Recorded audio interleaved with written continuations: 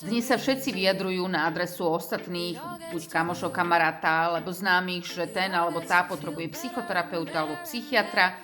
Ale to nie je žiadna hanba alebo niečo desivé a proste skutočne v modernom svete možno každý z nás potrebuje v podstate nejakého psychoterapeuta alebo minimálne terapeuta, alebo má tú správnu kamošku či kamoša, s ktorou si veci preberie. Ale ak pociťujete, že jednoducho skutočne neviete sa vyrovnať s situáciami, nezvládate to, je to zložité, neviete spracovať určité, či už traumy, alebo niečo, čo sa vám v živote stalo, jednoducho niekoho vyhľadajte, požiadajte o pomoc.